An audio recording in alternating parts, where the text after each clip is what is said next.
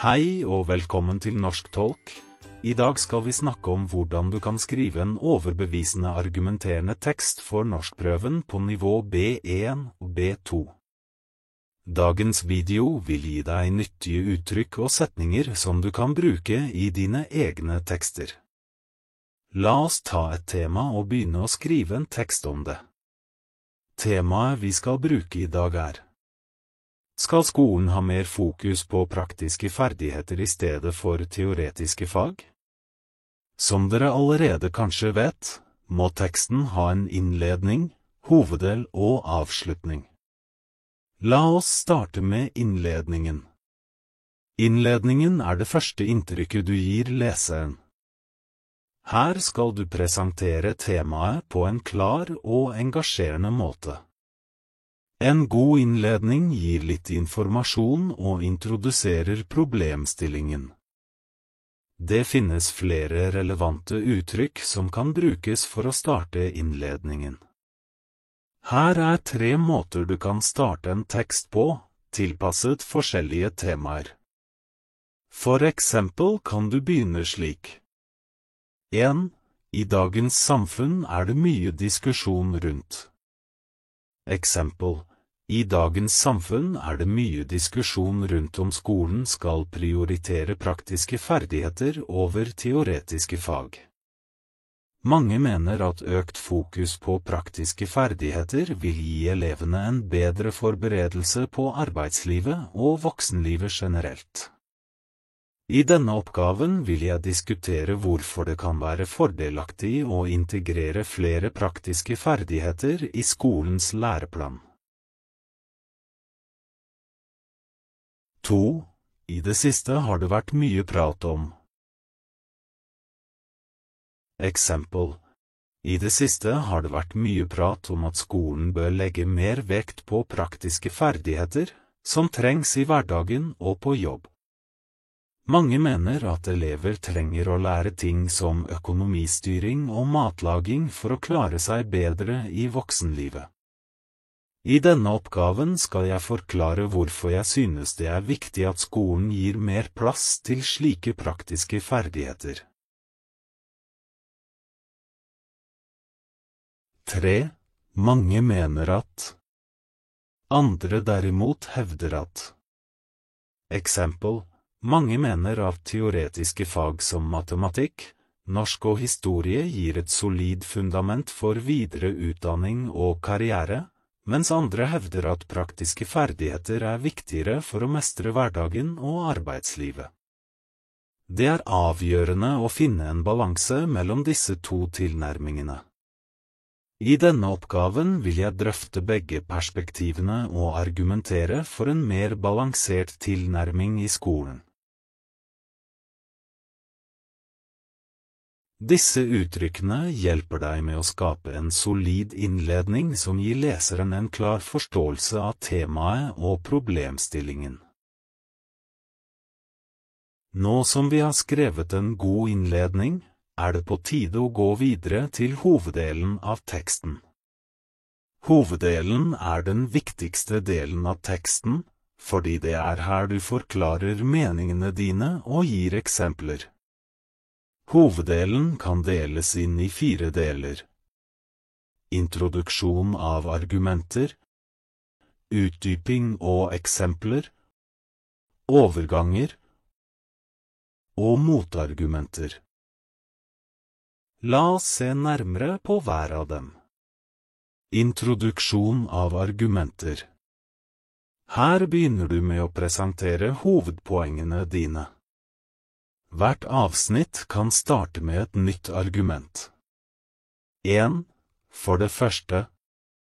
Eksempel: For det første er det mange elever som synes det er vanskelig å bruke det de lærer på skolen i det virkelige liv. Hvis skolen fokuserte mer på praktiske ferdigheter, kunne det hjelpe dem med å bli mer selvstendige. 2. For det andre. Eksempel: For det andre kan praktiske ferdigheter som matlaging og økonomistyring gi elevene viktige verktøy de trenger for å klare seg selv i voksenlivet. 3. Et av de viktigste argumentene for dette er. Eksempel. Et av de viktigste argumentene for dette er at praktiske ferdigheter som å styre økonomi, lage mat og reparere ting, gir elever det de trenger for å klare seg godt som voksne. Utdyping og eksempler. Etter at du har presentert et argument, er det viktig å forklare det mer og gi eksempler som viser hvorfor dette er viktig. 1. Et eksempel på dette kan være. Eksempel. Et eksempel på dette kan være at mange unge voksne har problemer med å styre økonomien sin. Hvis skolen hadde lært bort hvordan man lager et budsjett, kunne flere unngått gjeld. 2. Dette viser klart at. Eksempel. Dette viser klart at praktiske ferdigheter er viktige for å kunne klare seg godt som voksen. Overganger. Overganger hjelper deg med å knytte sammen forskjellige argumenter. 1. På den ene siden, og på den andre siden. Eksempel. På den ene siden er teoretiske fag viktige for akademisk utvikling. På den andre siden er praktiske ferdigheter nødvendige for å mestre hverdagslige utfordringer. Begge er viktige for en helhetlig utdanning. 2. Likevel er det viktig å merke seg at. Eksempel. Likevel er det viktig å merke seg at praktiske ferdigheter også kan trenge teoretisk kunnskap. For eksempel, for å lage sunn mat, må man vite noe om ernæring. Motargumenter og tilbakevisning. Det kan være lurt å nevne hva andre mener, og så forklare hvorfor du mener noe annet. Dette gjør argumentasjonen din sterkere. 1. Selv om noen kanskje vil hevde at. Eksempel. Selv om noen kanskje vil hevde at skolen allerede har for mange fag, er det viktig å finne plass til praktiske ferdigheter, fordi disse er like viktige som teoretiske fag. 2. Selv om noen mener at. Eksempel. Selv om noen mener at skolen allerede har et overfylt pensum, er det viktig å vurdere om dagens fag virkelig dekker alle elevenes behov. Praktiske ferdigheter kan bidra til å gjøre undervisningen mer relevant og gi elever en bedre forberedelse på det virkelige liv. Nå som vi har skrevet innledningen og hoveddelen, er det på tide å runde av med en god avslutning.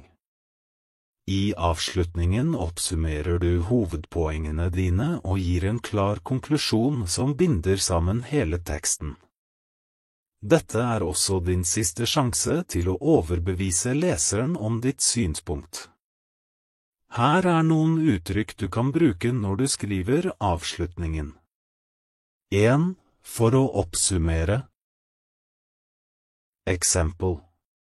For å oppsummere, er det klart at praktiske ferdigheter spiller en viktig rolle i elevenes forberedelse til voksenlivet.